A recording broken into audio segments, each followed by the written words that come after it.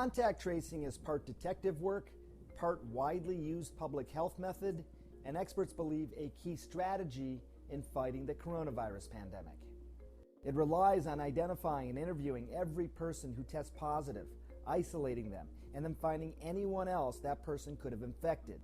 These people may then be quarantined before they can spread the infection to others. A recent study estimates that because one person infected with COVID-19 can infect 2 to 3 other people, just one positive case can turn into more than 59,000 cases after 10 rounds of infection. Contact tracing can help prevent this potential wave of infections from becoming a tsunami. It's a tedious approach, but one that is widely credited with stopping SARS in 2004. After that outbreak infected more than 8,000 people around the world and killed nearly 800. Public health officials say contact tracing is a necessary step before certain businesses can reopen and people can start to return to normal activities. Some countries, including South Korea, India, and Singapore, are using smartphone technology alongside traditional techniques to ramp up their contact tracing programs. While the CDC in the U.S. has started a pilot program to ramp up contact tracing in some states, many studies estimate that the U.S. will need hundreds of thousands of additional public health workers before a contact tracing system can really begin nationwide. In the small town of Westport, Connecticut, a drone is scanning for COVID-19 symptoms. And the reaction here is, well, mixed.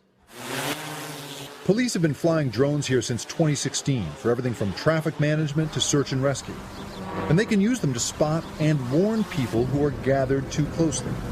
But now, Dragonfly, the company that makes the drones, claims they can also detect whether you're running a fever, sneezing, or coughing heavily, all through a single camera flying 40 feet overhead. Subtle differences are on like a millimeter type of basis. So if somebody's coughing, like this or like this, it's actually quite a different type of cough actually that they're detecting. The police chief says this partnership could help the town reopen, and they need every tool possible. In a pandemic, we'll see the elevated temperatures, we'll see the increase in blood pressure, we'll see the flushed skin. So to have the technology available for future incidents, whether it be COVID-related or something else that comes our way, I think we need to prepare for that. This is the first time Americans have been scanned for symptoms in this way, and there are skeptics. I don't know that this technology could distinguish between somebody with COVID-19 and somebody with influenza. I'm inclined to doubt it. Not to mention that many infected people never exhibit obvious symptoms. And even if it does work, are we ready to be scanned from the air? The involvement of the police makes me more worried about how this technology might have what we sometimes call function creep, in that it is used and designed for one purpose, but then it gets repurposed for other things. Do you believe that we're going to have to strike some kind of necessary compromise with the desire for privacy in order to get out of this thing? Public health has built into it the need sometimes to invade people's privacies. The chief says it's all just research, but the police will see and save everything. By no means will we single out an individual and say, hey, look, you look like your temperature is elevated. Will you be hanging on to data that Dragonfly is collecting, or does that somehow go around you? Any missions, so to speak, that we fly with our drones, we keep those records. The ACLU of Connecticut responded this week saying that any new surveillance measure that isn't being advocated for by public health professionals and restricted solely for public health use should be promptly rejected. Is this the kind of thing we'll have to use in order to gather in public again? Do we really want to be entering into convention centers if they don't have a health monitoring system that can give us an indication or a reading of what is the potential risk? Keep a safe distance of 6 feet from others. There's the side of me that say, this is very science fiction. I feel like I've seen this movie. I feel the same way, but at the same time, it's reality. It's our new reality. Under intense pressure to do more to protect its employees during a pandemic, Amazon said Thursday it will start doing temperature checks and providing face masks for all staff on the front lines starting next week.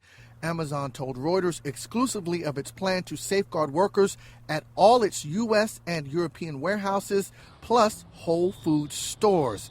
It will start testing hundreds of thousands of employees a day for fevers, using no-contact thermometers at site entrances. Any employee with a fever of more than 100.4 Fahrenheit will be sent home. Amazon has faced fierce criticism from some union and elected officials after workers from at least 19 of its warehouses tested positive for the novel coronavirus. There's been walkouts by a small number of warehouse staff. A group of workers at Whole Foods called for a sick-out to protest what they describe as lack of concern for their health, as well as inadequate compensation. Besides temperature checking and face masks, Amazon will use machine learning software to monitor whether employees are keeping safe distances during their shifts. Facing a worker shortage and a surge in orders, Amazon recently announced it would hire 100,000 new workers.